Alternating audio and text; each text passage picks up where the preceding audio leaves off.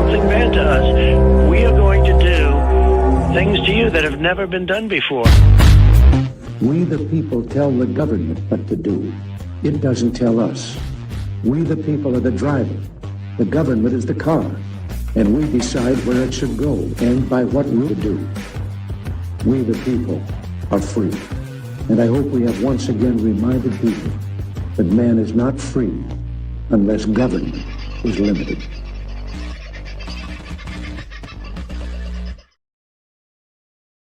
G'day, folks. How are you? Have you had a good day? Have you had a good couple of days? I missed you last night, but I thought I'd give people a bit of a rest from me and prepare myself for what happened last night with Tim and his meeting last night, which we'll get to shortly and have a bit of a chat about.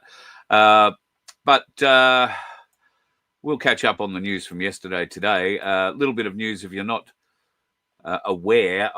I don't watch mainstream media, haven't seen anything out of mainstream media, and I've not seen anything on the odd web page that I would come across that has mentioned this, but one of the world's greatest landslides has taken place in Switzerland. There is a little village called Bladen, and it's no longer there. Now, that village had a number of hundreds of people living in it. It wasn't large. It sat on the side of a beautiful river and in the bottom of a valley. The mountain glacier that collapsed and came down the mountain has been giving signs of it happening now for some weeks, and they evacuated the town a few days ago. So the evacuation, when it was given, was immediate. You could grab literally your papers and go. That was it. All their possessions were left behind. And I don't have any images of it. I forgot to, I was too staggered at what I saw, but I will grab some and show you tomorrow night, or you can find them yourself on YouTube. There's a couple of really good videos that show you exactly what happened. But over the years, we've seen landslides in various different parts of the world. The biggest landslide up until maybe today has previously happened in the 1800s. I think it was 1860.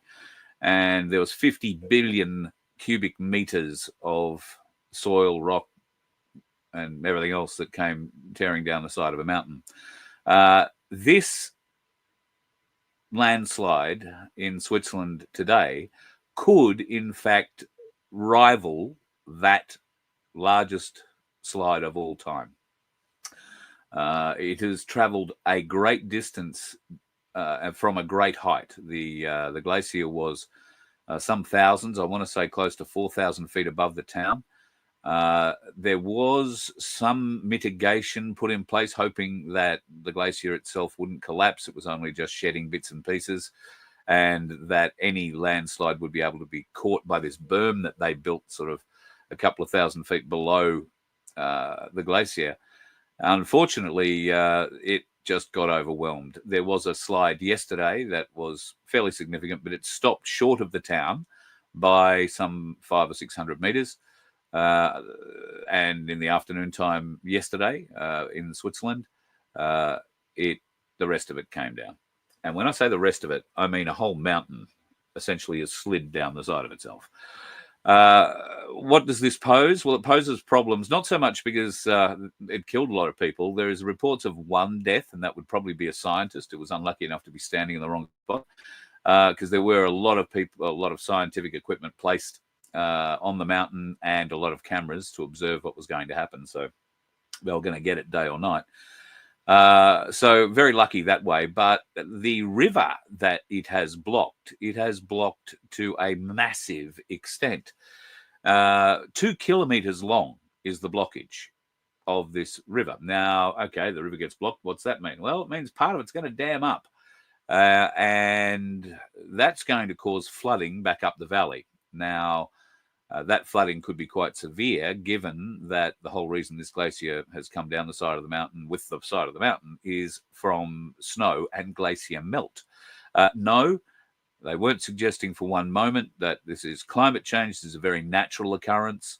They always have known this. They've planned for this. They measure for this almost on a daily basis. in Switzerland. So that's something they're very, very aware of. So no, got nothing to do with climate change. I haven't heard anybody starting to scream about climate change just yet with it, but I also haven't heard anybody in the mainstream media talking about it at all. And trust me, it's some of the most spectacular pictures you're going to see. I wonder who lived in Blatten, who owned all that property. Switzerland, obviously known for a variety of things, but at the moment, it's known for a 2 kilometre blockage of a river, a town that's 90% gone. And if they were to try and clear that debris from the river, they would need 500,000 semi-trailer loads of debris to be taken away. Now, the lady who put these figures together is Swiss, so she understands the Swiss system. The semi-trailers that you can get, the largest ones that you can get, can only be 18.5 meters long in Switzerland. I guess maybe because of the very windy roads. Not going to get too many B-doubles up around them. And it would take 500,000 loads, or if you had enough trucks, they'd be backed up from Zurich to Beijing, I think she said, 9,000 kilometers. So it'll be interesting to see what happens going forward there. They say they do have plans if the flooding occurs, and I'm sure the Swiss will run everything like clockwork. Isn't that what they say? Rach was first in the room tonight. Fear and condoms. Yeah, it could well be a must-watch show. We'll get into the fear and condom side very shortly. Tony, thank you for your stuff you sent through last night. I appreciate that. Macca, good to have you in too. On your spazza, life, the universe, and everything goes on, brother. Just keep pushing. Also, I'm seeing my own posts there. DMs in. Sandy, the lovely Sandy. Now, I did see something from you there before saying that you had managed to get a little bit of feed in. So that's great. Yeah, 2 days without rain is obviously very helpful. I'm not sure if you're going to cop it, but we certainly are in Queensland, apparently. I saw some predictions that we are in for, beg your pardon, I want to say it's 3 days of pretty heavy rain. But I saw those yesterday. I just had a quick glance at the weather there before forward into next week. It's only showing 2 days of sort of cloudy with a bit of rain weather. So maybe nothing too bad is going to be happening there.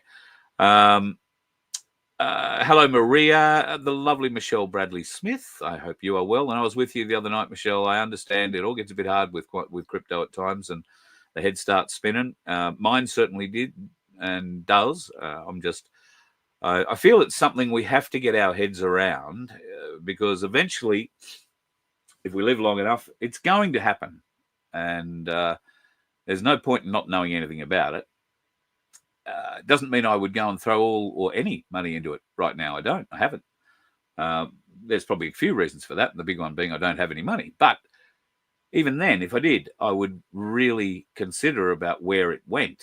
But I understand there are those like Mark who spoke about it the other night, and QSI folks. They're very into it as well. And I know many other people outside of that universe that are also deeply into crypto, and they're all saying generally the same thing. So, might have to look at investing in XRP. That's just what I'm saying. Hello, Dave-O. Speaking of things you can invest in, collectible gold and silver. I went up to Ainsley Bullion yesterday and sat down with Matt and Ant, who are the collectibles guys at Ainsley Bullion in Brisbane. Now, while Ainsley don't do collectibles as such, they do have them come through. These two guys are all over that part of the business. And we thought we'd try and share a little bit with you. You may have seen the show I did with them a few months back, and we did get a bit of reaction to that. So we've gone and done it again. Got a few more beautiful coins for you to have a look at. I'll get that edited over the weekend, and I'll probably just load that up on the site rather than make it a show. But we shall see how it all plays out. I'm just going to scroll down a little bit more, not trying to. Hello, Connie. Nice to see you in. Dave-O, you're a legend, and yes, you are a legend. Scotty, hope you are well, brother. CP, Johanna. Is that how you say it, Johanna? Paul, Belinda. I think I've got through just about. Hello, Judith. Nice to have you in. I think I've got to just about everybody. The gorgeous Sunflower. I hope you are going well, my dear. And Rick and the family are doing as good as can be inspected. Oh, God, Carl. Be expected as we're pushing through all this shit in our lives. And my God, there is a little bit to push through. I went to the dentist today. I don't want to talk about it.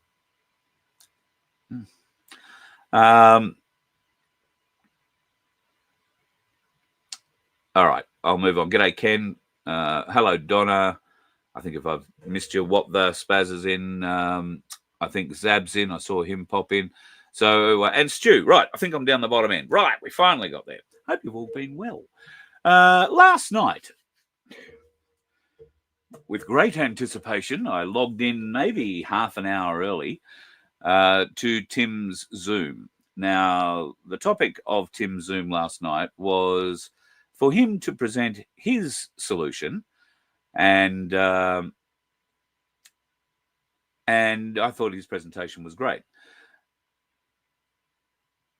He readily admits it may not be the solution, and he has asked for people who have been working on their version of a solution to get in touch, to reach out, to exchange ideas, to see how we can massage into place the full jigsaw. But to do that, we're going to need all the pieces. And last night was Tim's presentation of some, and you could argue most or all of a solution, all of a solution. Now, is it the solution? Well, that's really up to us, the people, we the people. But last night, at the beginning of the Zoom, where I can tell you that there were, by the time it all finished, there were over 800 people in there. And at the beginning of it, I think there were 750 odd. And he did start a few minutes late, allowing people through. Unfortunately, that probably allowed a few of the dickheads who no longer have licenses because they've been dickheads on the road and are now stuck at home being keyboard warrior dickheads instead. It allowed them an opportunity to get in. Now, somebody, certainly wasn't Tim, I know it wasn't me, but somebody had applied for the link to go in and be admitted into this forum last night, and they'd shared that with their friends, their twatter, whatever it is, cocker watch mates.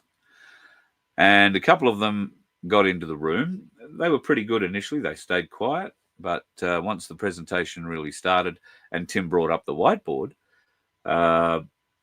life did become a little interesting, I've got to say. I was speaking to Tim earlier this afternoon, and he asked me to apologize to those of you once again who were in there and saw what happened last night. It wasn't more a seeing thing than a hearing thing, folks.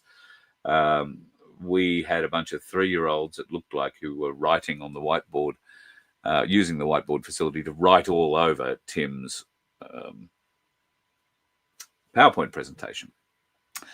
Vince fixed it eventually. It did take a little while because Zoom, for whatever reason, has multiple protocols to stop those sort of things happening. So when you tick the box that says don't use the whiteboard, and that box had been ticked, you've also got to tick another box that says don't let anybody else use the whiteboard, and that's buried somewhere.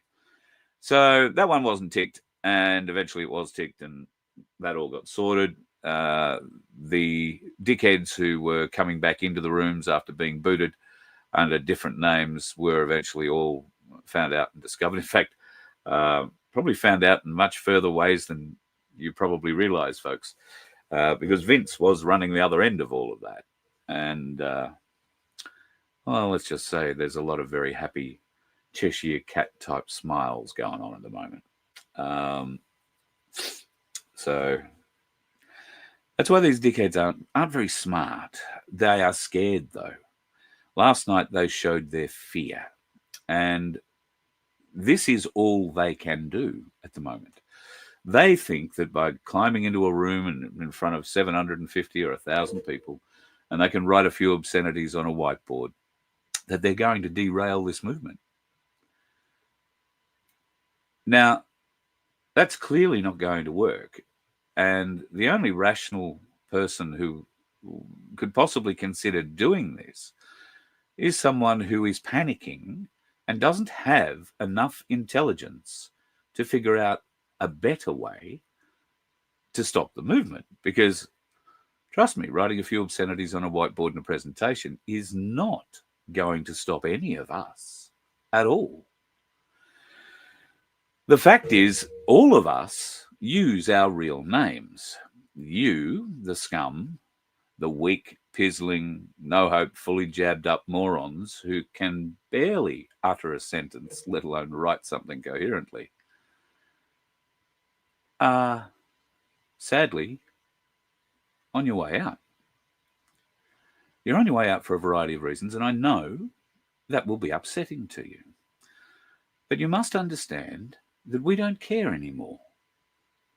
We tried to warn you.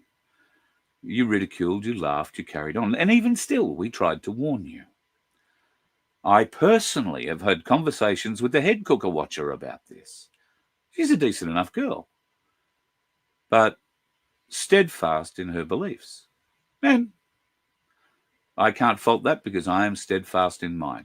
And I can still respect her, or I could.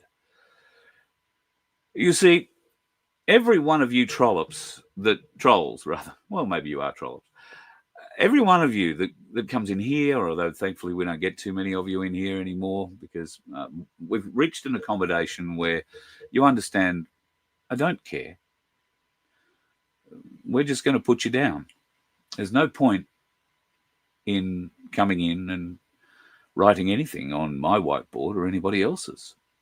All it does is diminish you and your perspective.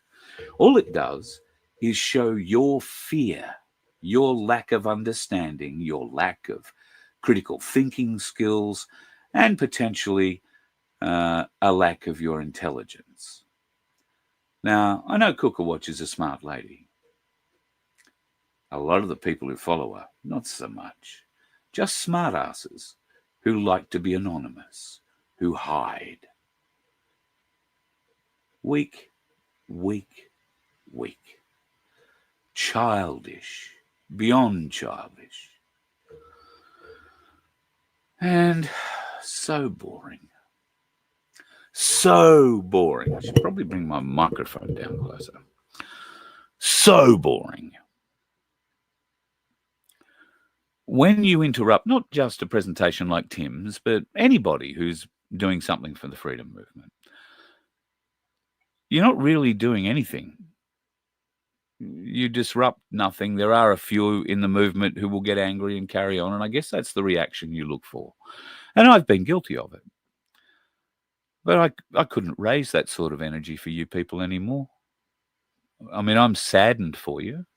I feel sorry for you, pathetic thinkers that you are.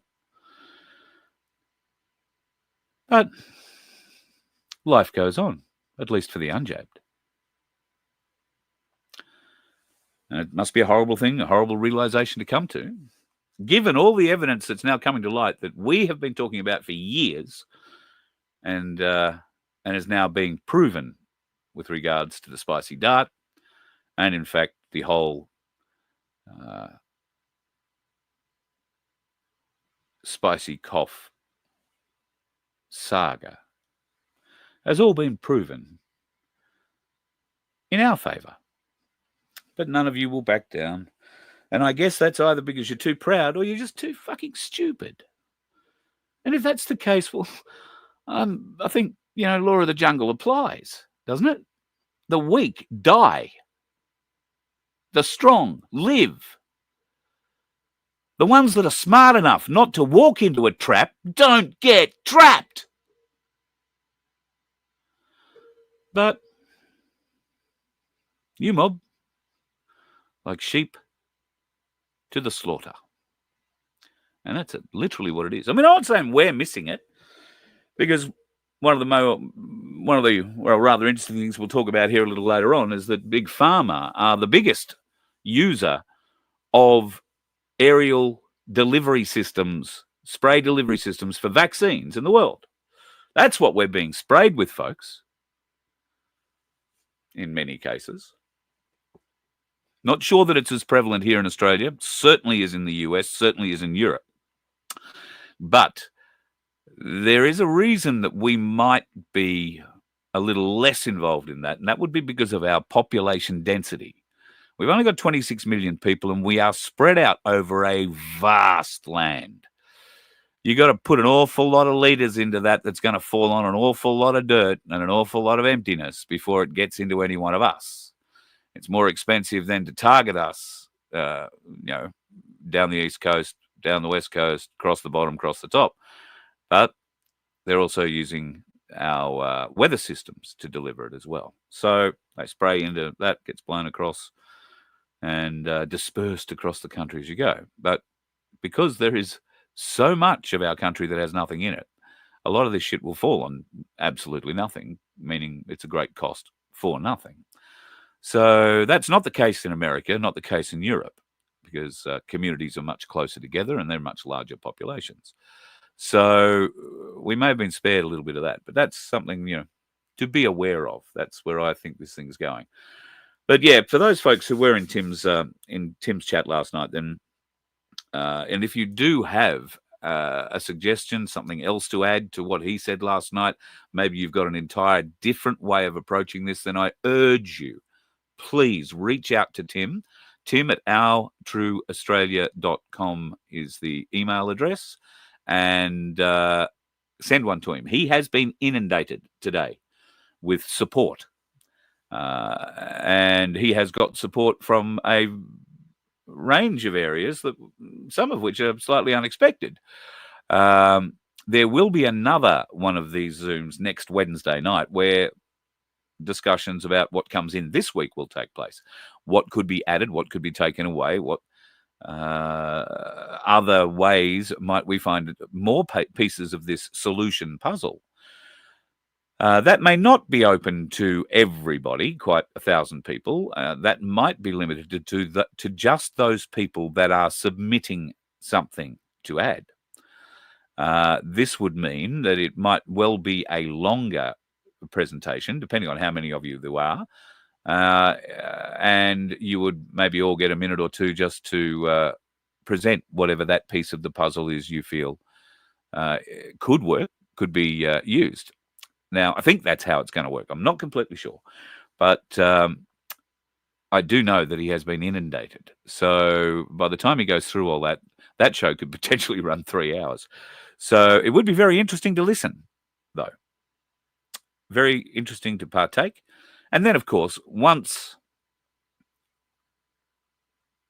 all of those ideas have been incorporated into a presentation, and we have a base presentation in Tim's presentation. So once those ideas have been incorporated, then we will have another one of these meetings where it will be presented to everybody, or at least to 1,000 people in the room. And we would appreciate your feedback. Now, if there is anybody from the troll hood, the twatters and the cocker suckers, cocker watchers, would you? Well, you know who I mean. If any of them have an idea, and I mean a genuine idea, we welcome hearing it. All right, but if your idea is shove it up your ass, or to draw a dick on the screen, then ho hum, you are so immature, so boring.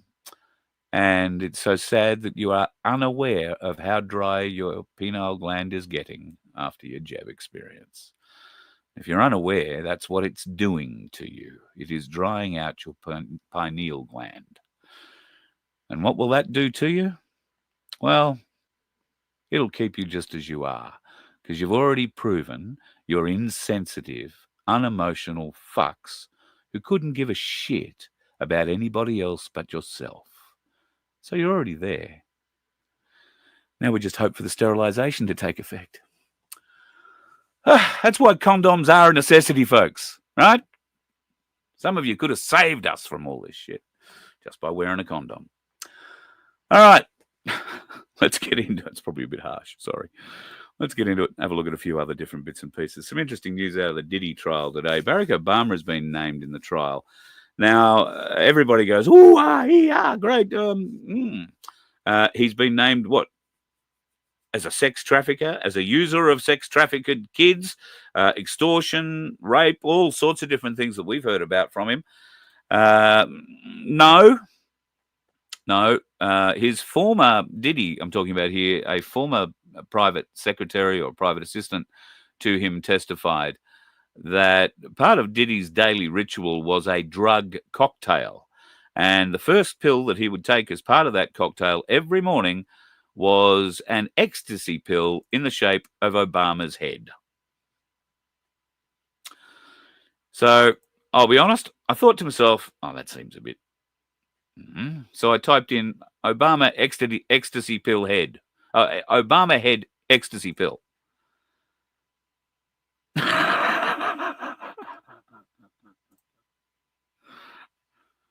I don't know. Looks like an artist rendition to me, just between you, me, and the gatepost. But I did think it was quite funny. However, what isn't funny is some of the shit that's going on in Diddy's world. Now, this case has obviously been in the works for many months now. Diddy has been incarcerated. He's had, I think, 2 or 3 goes at getting bail and never got there. They weren't going to let him out. There has been, in the background, a lot of talk about his relationship with Jay-Z. And Jay-Z was expected to help in some way, shape, or form here. And Diddy had made some statements before he went into jail that if he was to go down and nobody helped him, then everybody go down. You know how it is. Well, codes are important. If you want to have a communication with somebody and you don't want anybody else to understand what you're saying, you have a code.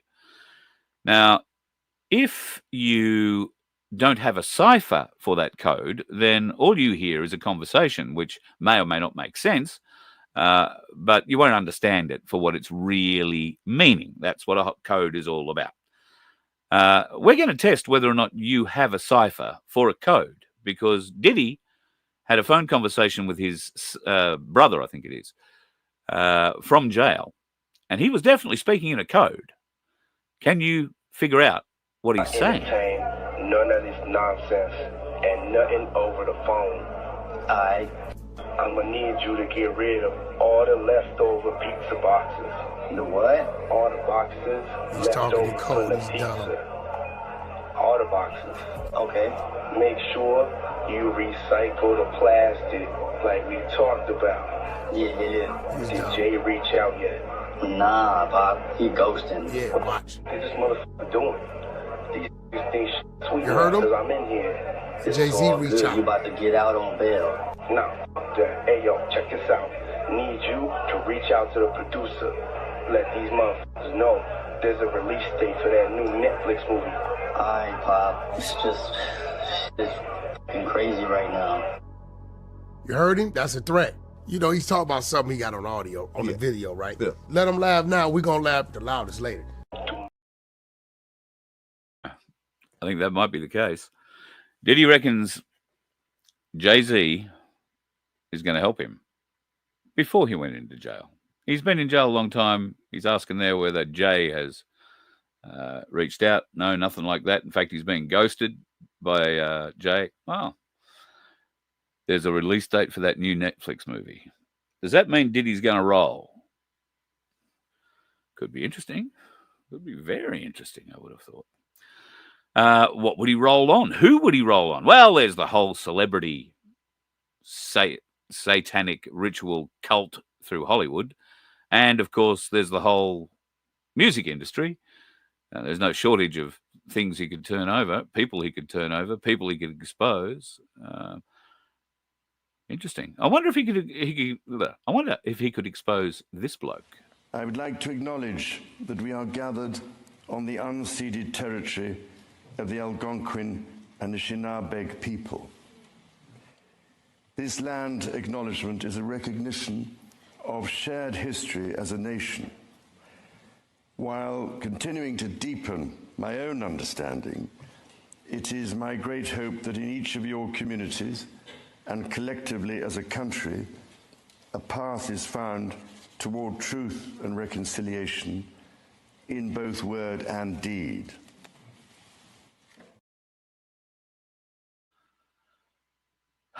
Yawn, yawn, yawn. I guess there are many Canucks, like many Aussies, that don't understand it's all an act. He's trying there very hard to keep the cabal myth going. But I think he is also signalling with his new understandings of just where this is all going. And where is it all going? Well, it's all going to hell in a handbasket for them. That's what I can say. Why do I think that? Well, look closely. Circled up the back there is the dates of the Canadian Parliament. The date it began in 1867. That was when Canada's Confederation happened. And then 2017, when Trump had the capitulation tour.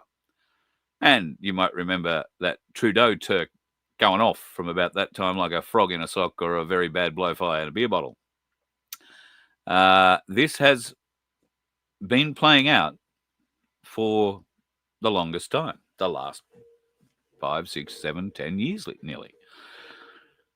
There is evidence all around us, but we've got to choose to see it. Here's a bit of evidence I found a bit interesting. Sikh woman wins her appeal against carrying a knife for religious purposes on school grounds. That knife is called a kirpan. Now, I've done a little bit of investigation into all of this. The kirpan is usually meant to be a blunted knife. It is ceremonial in nature only. It is to be worn against or as close to the skin as possible. It's not usually worn outside their garments, but I guess there are certain times where it would be, particularly ceremonial times. Why are they allowed to carry it? Because even a blunt knife can do serious damage. And even, let's be honest, I reckon if you jammed that in the right place, it'd do you a bit of a mischief. Just between you, me, and the gatepost. Be rather unpleasant. And the scabbard could do you some harm as well. However, the Sikhs are not known, at least in Australia, for their fighting. India, on the other hand, they've been fairly serious issues between the different religious groups in India over the years, but the Sikhs predominantly pretty nice people, and they do a great deal of things for the community. So I investigated a bit more and tried to find out why they would be allowed to carry a knife and we're not. Well, it is a religious practice. The knife is symbolic of one of 5 gifts that were given to the Sikh people after an initiation ceremony many years ago. The knife was one. I have them written here somewhere. Let me have a look.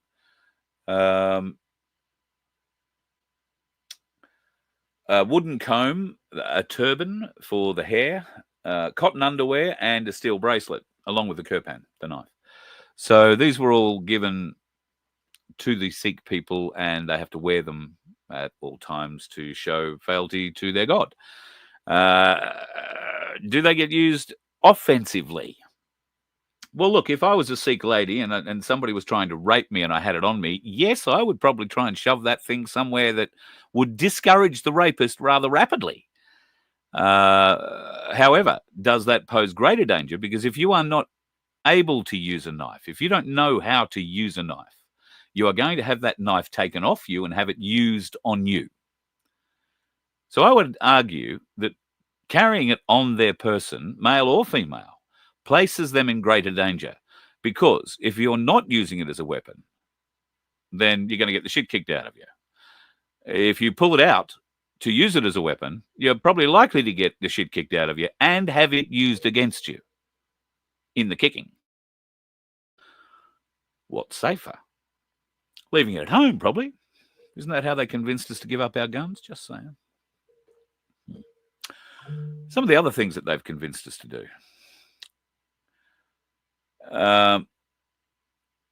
You might remember the good old days when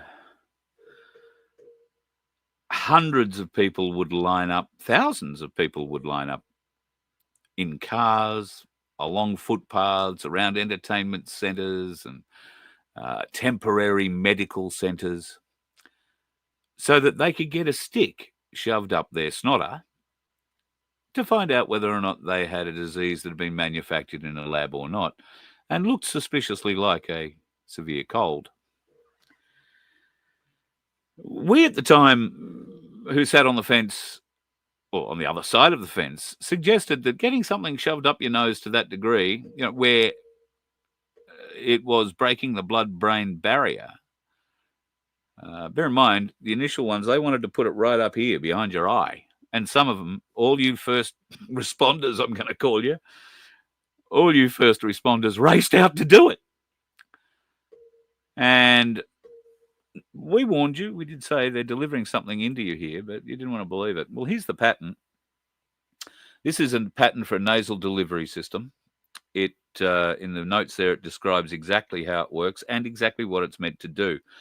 And funnily enough, it's meant to deliver something along the lines of an mRNA solution or other things into the nasal mucus and beyond, into the blood-brain barrier, through the blood-brain barrier and into the brain.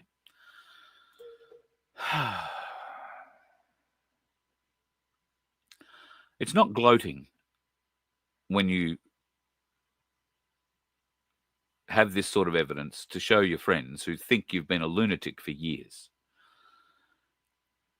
When you show them, though, don't just say, ha ha, I was right, you were wrong. Don't do that. Ask questions. Don't make statements. Show them a document like that. Ask them what it means to them. What do they understand from that document? And from there, conversations ensue. Enlightening may or may not happen, but at least you're giving yourself your best chance. If you start making statements, they switch off because they're programmed to switch off. What you need to do is compile your evidence in a form that you can present it to them. And then ask them questions about it that forces them to look at it, to understand it, to read it. Now, you're going to find some, maybe many, who refuse. Oh, I don't want to look at it. I haven't got time. I don't want to do that. I don't want to sit with you. Oh, this makes me upset. This makes me angry.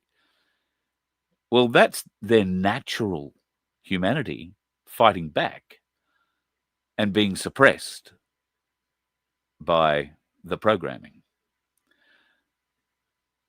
The natural human in them all want to know the truth. But the programming we've all endured, and they have, for whatever reason, taken more than we have. It's a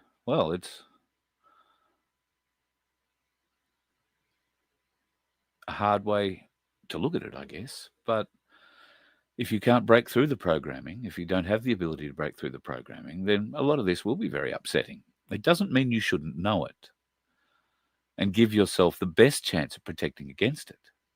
Yes, maybe you will want to go and get that horse medicine. What was it? Oh, maybe you better go and get some of that stuff they're trafficking across the border in America. No, not fentanyl, fenbenzanol.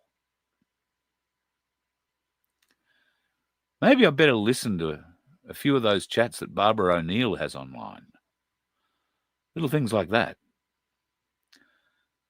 might open up people's minds a little bit. And who knows, if you can open their mind, in spite of the programming and in spite of the dehumanization of them, which is happening now that they've got little pieces of nanotechnology floating around and building all sorts of shit inside them. A little bit more humanity in them might be nice, don't you think? I don't think we'll get it, but it might be nice. I mentioned earlier, too, that climate change. I'm sorry, we're all so frustrated with it, I know. I got some great news the other day in Victoria. I think it was, or it might have been New South Wales, there's been a huge pushback against another fan farm going in.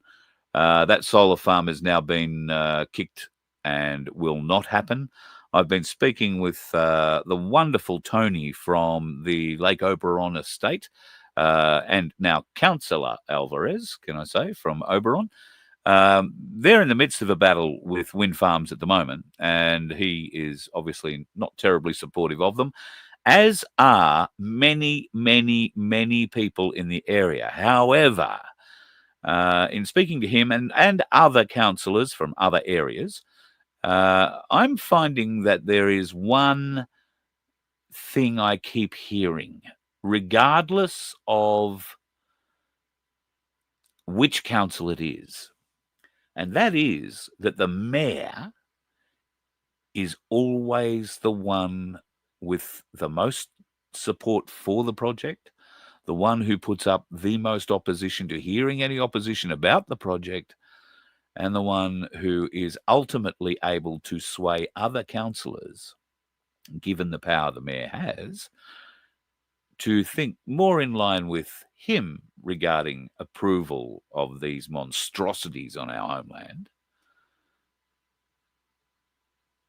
I think we, at some point, need to start looking very deeply into those that control those councils, that third level of control that they impose upon us. We really need to look at how some of those people have been rewarded for their loyalty. Now, I'm not suggesting they've been bribed, personally. There's certainly, the councils are being bribed.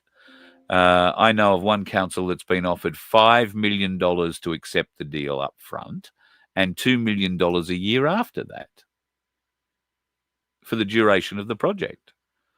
Now, that project, I think, was a 30-year project. In 30 years, $2 million will buy you a loaf of bread. So the councillors are all open to the bribe. They don't see it as a bribe, of course. They see it as a way of funding other works for the people in the towns and, municipalities they work for. Except, is it? Does it get used that way? Maybe. Maybe. A lot of it goes into the Freemasons, I think, but I might be wrong there. But I don't think all of it goes into the people in the local areas, as it should. If it did, well, where does that leave you with the councillors that decided it was better to take the bribe and put the monstrous wind farm on the edge of our town, buggering up our views and scenery and making the whole area an eyesore for miles around, all so that you can light 17 bulbs in a town somewhere? But only when the wind blows, and only when it blows under 20 knots, or maybe 15, or might be 10. Can't have that big fan going too fast. You know what happens then? They spew out thousands of litres of oil, catch fire, fall over, and it's very messy.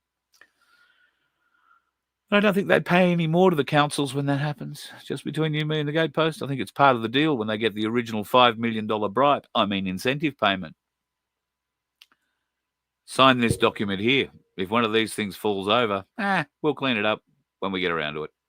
I mean, they've obviously got to clean it up fairly quick, particularly with the oil and the burning and all that, because it's a very bad look. And many of us are very interested in bad looks.